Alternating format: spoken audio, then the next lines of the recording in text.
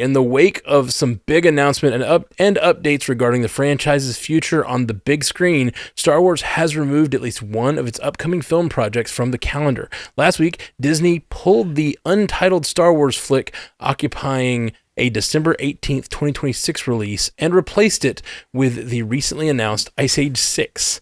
Elsewhere on the small screen, fans can look forward to more information on Andor Season 2 soon, with the series on display in the coveted cover feature of Empire Magazine's November issue, available November 21st.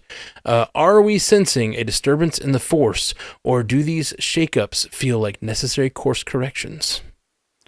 I wouldn't call it a shakeup or a disturbance in the Force. I think it's probably better described as a reorganizing of the calendar that Star Wars has in front of it. Whenever all of the future of Star Wars was announced after The Rise of Skywalker, it was a very different time. Disney Plus was not a thing yet. We didn't know what that was going to look like. Star Wars seemed to have the future cracked open in the same way that Marvel did, where there was just this dumping of projects. We got all of this news about The Mandalorian and Rogue Squadron and a Lando movie and a Rey movie and a Taika Waititi film. And over the years, we've heard more about Sean Levy, and now we've heard about a new trilogy and Filoni and all of these different people making films. And I think at that time, again, we were at Disney, was at the height of its powers. It had just cashed in Avengers Endgame. You know, it seemed like there was nothing that the franchise model couldn't achieve. And then we had some weird years, right? We had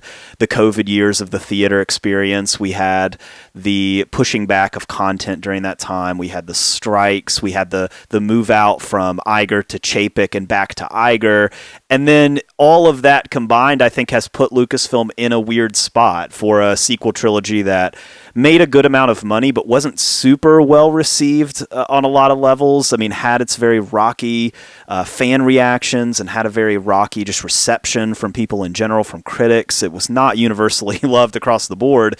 And it put Star Wars in a weird position, right, about what does the future look like. Then you throw out The Mandalorian, it's sandwiched in between two timelines, and it blows up and people love it. So it's like, maybe that's the future of Star Wars. And then you bring in Filoni and you're like, we're going to make him a chief creative officer. So that has to change your direction. And it's just, to do this, what you have to do is you have to look back at the announcements that you made at a very different time, and you have to decide, what are we going to keep? What are we going to streamline? What are we going to pull together? We don't want contradictions happening between films and between shows. So how are we going to pilot this thing going forward? And Scotty, you said a while back, and I haven't stopped thinking about it since. It's like, Star Wars is not Marvel, right? And like that's dead on. Like, Star Wars is not Marvel, and they don't need to try to be Marvel, right? Where you're having this continual storyline that's plowing forward, and we're doing all the subplots, and then we're bringing all the characters together for the team up. We don't have to do that with Star Wars. There's a lot of nooks and crannies in the timeline where you can build out franchises and build out. We've tried it with the Acolyte, and we've seen it work with the Mandalorian, and we've seen it where we're getting skeleton crew and that type of stuff. That seems like the future of Star Wars storytelling, because it's been very successful. And so when I'm looking at this and I'm seeing, all right, they pulled a Star Wars film, I'm not surprised by that one bit. There is no Star Wars, like, the Mandalorian's done shooting, but they are not shooting any other Star Wars films at the moment. And the idea that they're trying to look at the calendar, cross some stuff off, reorganize some stuff, call a couple more dates on the calendar, that totally makes sense. And I think that you would expect this if you've seen their recent comments when it comes to Star Wars. So you're going to have to wait a little bit to go to the theater to see Star Wars, but I think the future there, based on the creative team that we have at the helm, especially when you're talking about Filoni and all of the people that have been brought in to helm this thing, I wouldn't call it a disturbance in the Force or a panic or whatever. I think it's just, this is just business as usual when you're talking about how are we going to move this franchise forward. Yeah, I agree with you that I don't think it's fair to call it a disturbance or cause for panic, but you said you wouldn't call it a shakeup, and I would call it a shakeup, and shakeups don't necessarily have to be a bad thing, but I think this just speaks to what we've been talking about all along. Is it really felt like Star Wars has not had a solid game plan. It's just been casting a really wide net, kind of, you get a movie. Don't have any details, but those will come. And I think this just speaks to very recently they have a solid game plan that they're really confident in, and I think that is hot off the heels of what we learned about Simon Kinberg's new trilogy there. So I'm using a lot of deductive reasoning here. No official confirmation here, but I think I can, with a fair amount of confidence, guess that this is probably the Charmin Obaid Chinoy film that was announced maybe like 5 months ago or so, where we learned that she was going to be directing a film focused on Rey. And I think it just makes sense that if Rey is going to step into an Obi-Wan role in a new trilogy that introduced more characters, that film effectively becomes unnecessary.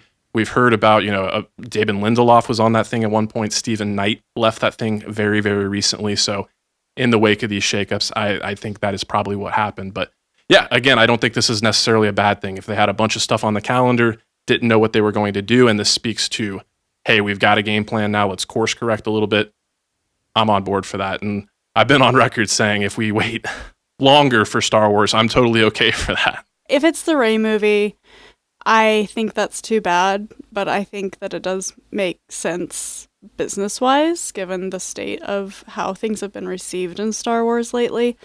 I think I've seen this, and I think it's true, that Andor Season 2 is the only live-action Star Wars we're getting next year in 2025. And as you're saying Star Wars isn't Marvel, I chuckle in my head because I'm like, actually, they're doing the exact same thing Marvel did this year, but even less so because Marvel still had, 1, 2, 3 shows and then one movie. And but if Andor Season 2 is all that's coming out next year, it kind of really does what you're saying, Scotty. It really leaves you wanting something else from Star Wars, and that will be the Mandalorian and Grogu movie coming out in 2026.